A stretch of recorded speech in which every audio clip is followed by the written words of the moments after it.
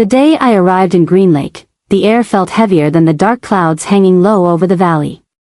Wind whispered through the pine trees like warnings carried from the past, and each step I took into that quiet town made my heart tighten. I didn't come here for peace. I came because every trail, every rumor, every half-told story about my missing mother pointed toward this town, this forgotten place that didn't even appear on some maps. I walked through the doors of the district administration office, expecting nothing more than routine procedures. But the moment the supervisor, Mrs. Linwood, looked up and saw my name on the form, her entire expression shifted. Her pen froze mid-air, and for a moment she just stared at me. "You're Adrienne Martin?" she asked, her voice tight. "Yes," I replied slowly. "Is something wrong?" She didn't answer immediately. Instead, she stood up, walked to the door, locked it quietly, and came back with hesitation written all over her face. Her eyes looked like someone carrying a secret too heavy to hide.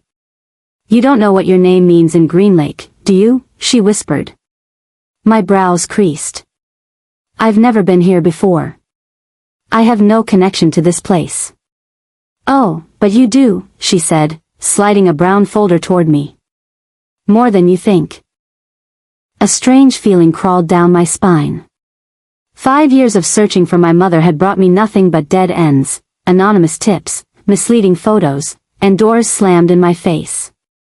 But something in this dusty room told me I was finally standing at the edge of the truth, a truth someone desperately wanted to bury.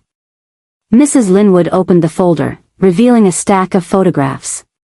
At first, they looked old, worn, but then one picture made the breath catch in my throat. A woman. Tired eyes. Long hair tangled by wind. A face full of fear but unmistakably familiar. She looked like my mother. Almost exactly like her. My fingers trembled as I picked up the photo. Where did you get this?" Mrs. Linwood swallowed hard. "Don't panic, but the woman in that picture was last seen here. In Green Lake." And the name she used, she paused, searching my face carefully. "What name?" I whispered. Her voice dropped to a shaky murmur. "Adrienne Martin." The room spun for a moment. My heart hammered as the implication settled in my bones. Someone out there had been using my name.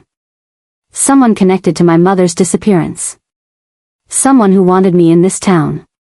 And now, I was here, but I had no idea why that woman was using my name, and the secret behind it was about to destroy my entire life.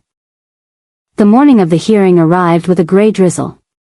Each drop fell like cold whispers against the roof, echoing the heaviness in my chest. Michael struggled with every step as I helped him out of the car, his wooden crutches trembling under his weight. His face was pale, eyes sunken from sleepless nights, but he forced a faint smile at me. "Mom. I'll be fine," he whispered, though I could hear the tremor in his voice. I squeezed his hand tightly, silently trying to transfer some of my strength to him, even as my own heart ached with anticipation. On the other side of the courthouse, Jessica arrived in her usual ostentation, a glittering emerald gown hugging her figure. She walked with a triumphant confidence, flanked by her parents and brother, their laughter loud enough to echo through the street. They seemed oblivious to the years of sacrifice Michael had poured into building this home, to the nights I had stayed awake protecting him and Sarah from heartbreak. To them, this was merely a game, and Michael, the easy prey. Inside the courtroom, the air was thick with tension.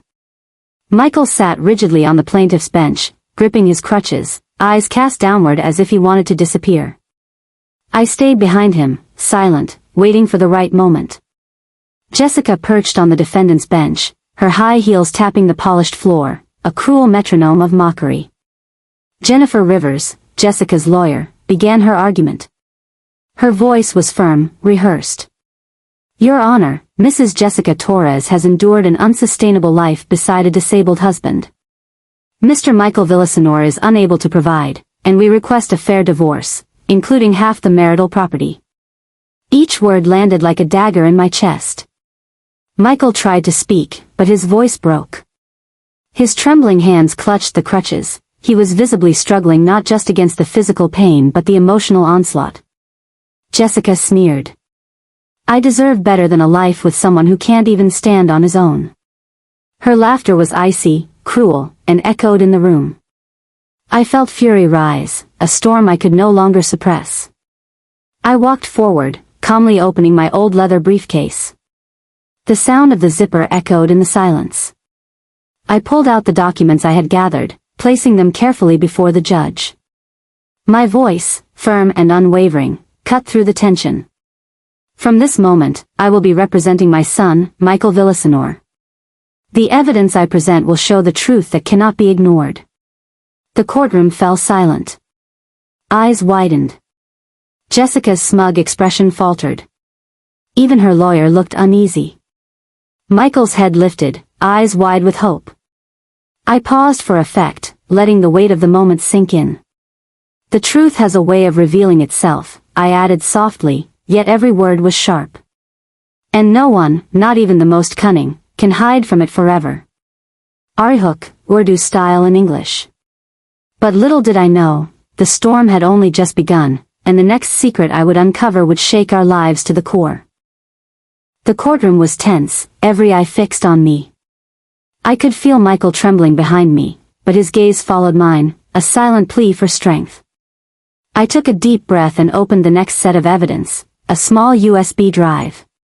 This, Your Honor, contains a recording made the night before the first hearing, I said, placing it carefully on the clerk's table.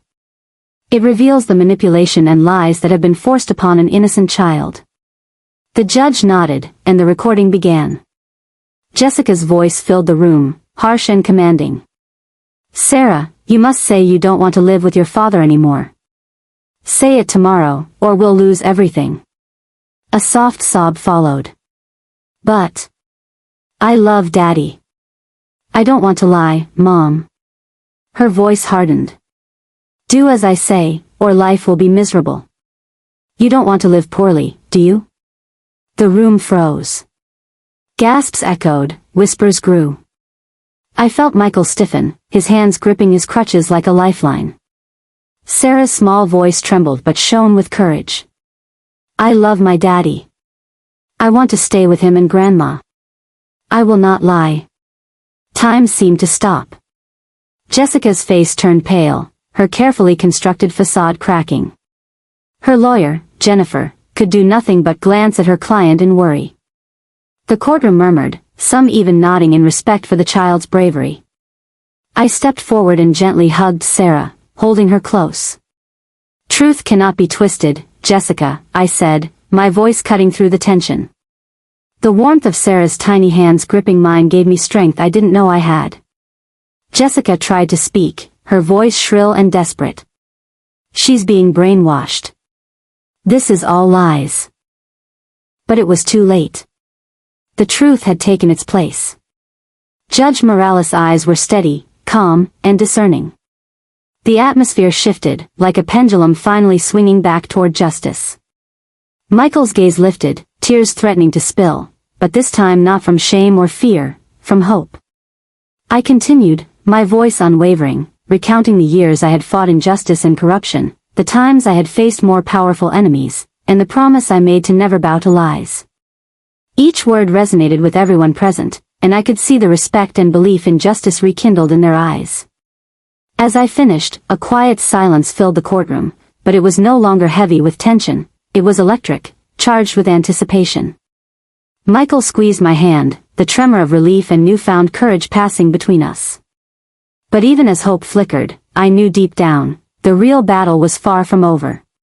There was one secret Jessica had hidden, one that could change everything, and I had to uncover it before it was too late. The next morning, the courthouse seemed even more oppressive, the rain outside casting a gray veil over Chicago. Michael and I walked in slowly, every step he took with his crutches reminded me of the struggle he had endured. But today, there was determination in his eyes, a flicker of the man he once was. Sarah clung to my hand, her small fingers trembling, yet her eyes held a courage beyond her years. Jessica entered, her emerald green dress now seeming almost comical against the tension that hung in the room. Her family trailed behind her, their loud chatter from yesterday replaced by nervous whispers. Jennifer, her lawyer, kept flipping through documents as if sheer paperwork could undo what had already been revealed. Judge Morales took his seat, eyes piercing the room with a quiet authority. He glanced at me, then at Michael, then at the other side.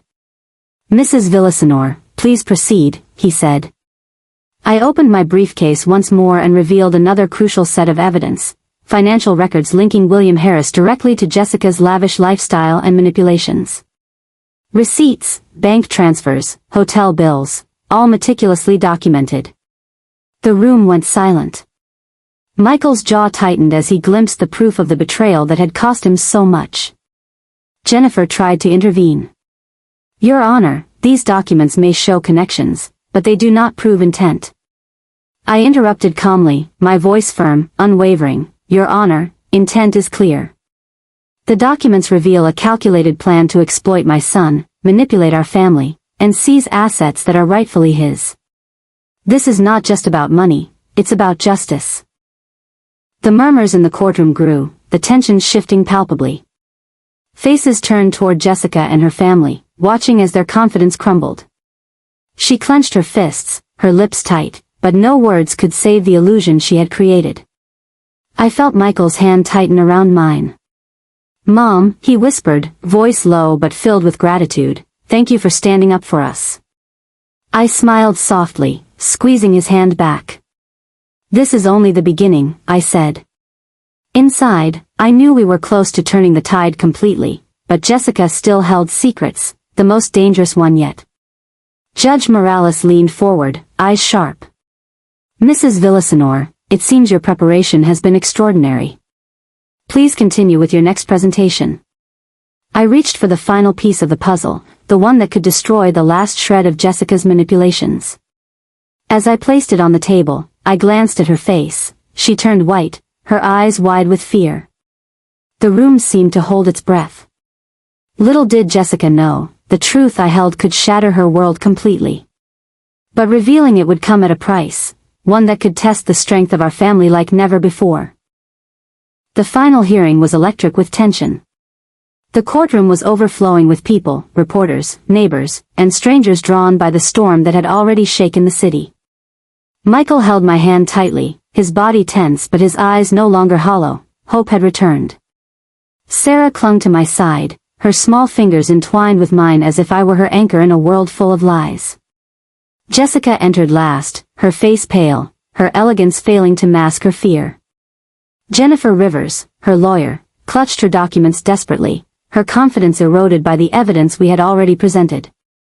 Even her family seemed smaller somehow, the arrogance of yesterday replaced by unease. Judge Morales called the room to order. "We will proceed," he said, his voice commanding silence. I opened my briefcase one final time, revealing the recording that exposed Jessica's attempts to manipulate Sarah against her father. The audio played, and the courtroom froze as Jessica's own voice echoed through the speakers. Commands, threats, and cold manipulation, all laid bare.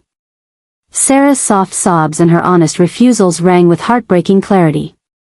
The judge leaned forward, his gaze unwavering. Child testimony will now be heard. Sarah, trembling but resolute, walked to the stand. She looked at Judge Morales, then at the crowd, and finally at her mother. Her voice, clear despite the tears, said, "I love my daddy. I don't want to lie. I want to stay with my daddy and grandma." The room erupted with murmurs and restrained applause. Michael collapsed into my arms, tears of relief streaming down his face. Sarah hugged us both tightly, her sobs mixing with laughter. Jessica's face contorted with rage, disbelief, and fear. She shouted, "This is not fair. I will appeal," but no one paid her any attention. Her lawyer muttered, "It's over," and even her family remained silent, unable to meet the eyes of those who had witnessed her betrayal.